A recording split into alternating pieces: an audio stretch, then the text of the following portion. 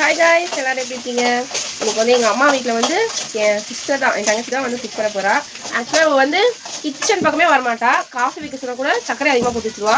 இவனுக்கு எதுவுமே தெரியாது. ஆனால் நீங்கள் வந்து கிச்சடி பண்ணுறேன்னு சொல்லியிருக்கா. நல்லா பண்ணியா ஸ்னே?